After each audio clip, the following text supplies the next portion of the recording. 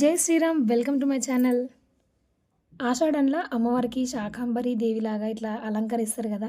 ఏ గుడిలోనైనా కూడా మంచిగా అసలు ఎంత బాగా కూరగాయలలోనే అమ్మవారు ఉన్నారా అన్న విధంగా అలంకరిస్తారు. అదే నెక్స్ట్ డే అయితే అన్నిటినీ తీసేసి గుళ్ళో వచ్చిన భక్తులందరికీ పంచిపెడతారనమాట. అండ్ ఇక్కడ కూడా వచ్చిన భక్తులందరికీ పంచిపెట్టడానికైతే ఇక్కడ ఇవన్నీ కట్ చేస్తారనమాట. అండ్ కట్ చేసి తీసి ఒక దగ్గర పోస్తే అందరూ అందులో నుంచి దారం తీసి సపరేట్ చేసి పెడతారనమాట. కొంతమంది అంటే గుళ్ళో సేవ చేయడానికి కొంతమంది ఉంటారు కదా. వాళ్ళు ఏం చేస్తారంటే వాటన్నిటిని ఏ వెజిటబుల్‌కి ఆ వెజిటబుల్ సపరేట్‌గా తీసి పెట్టి నీట్‌గా ప్యాక్ చేస్తారనమాట కొన్ని కవర్‌లల్ల. వచ్చిన వాళ్ళందరికీ ఇయ్యడానికి ఒక పెద్ద టబ్‌ల మీరు చూసిన టబ్‌లో అన్నిట్లో సెట్ చేసి పెడతారనమాట. ఒక్కొక్క కవర్‌లో అందరికీ అన్ని రకాలు వచ్చే విధంగా ఇలా తీసి పెడతారు.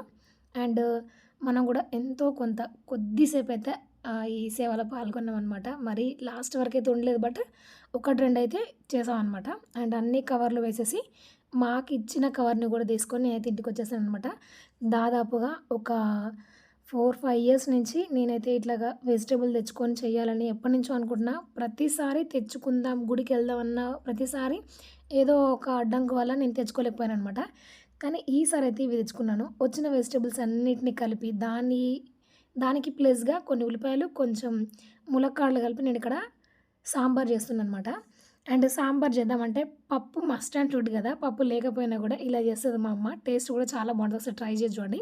ఇలా వెజిటబుల్స్ అన్నిటిని ఉప్పు, జీలకర్ర, ఆవాలు, పసుపేసి మగ్గించిన తర్వాత అవి మగ్గేలోపు ఏం చేయాలంటే ఒక మిక్సీ జార్ తీసుకొని పచ్చి జీలకర్ర, ఒక చెక్క పచ్చి కొబ్బెర, వెల్లుల్లి మొత్తం మిక్సీ పట్టుకోవాలనమాట. మంచిగా పేస్ట్‌లాగా పట్టేసుకొని ఈ ముక్కల్లో వేసి ఉడికించాలి. ఈ ముక్కలు ఈ పచ్చి కొబ్బరి, వెల్లుల్లి ఫ్లేవర్‌లో ఉడికి టేస్ట్ భలే ఉంటాయన్నమాట ముక్కలు. అండ్ పప్పు లేకపోయినా ఇట్లా ట్రై చేయండి ఇంకా బావుంటది. ఒక గ్లాస్ తీసుకొని 2 టేబుల్ స్పూన్ల బియ్యపిండి, రుచికి సరిపడా ఉప్పు, కారము, పసుపు, జీలకర్ర మెంతుల పొడి, ఒక ఫుల్ టేబుల్ స్పూన్ సాంబార్ పొడి అండ్ కొద్దిగా చింతపండు రసాన్ని వేసి ఎక్కడ ఉండలు లేకుండా కలుపుకోవాలనమాట. ఈ లిక్విడ్‌ని సాంబార్‌లో వేయండి. చిక్కగా, టేస్ట్‌గా చాలా బావుంటది.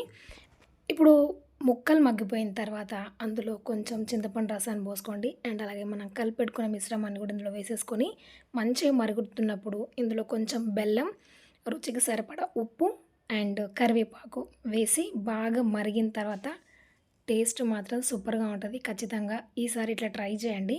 అండ్ వీడియో నచ్చితే లైక్ చేయండి, షేర్ చేయండి, సబ్స్క్రైబ్ అవ్వండి. Thanks for watching. జై శ్రీరామ్.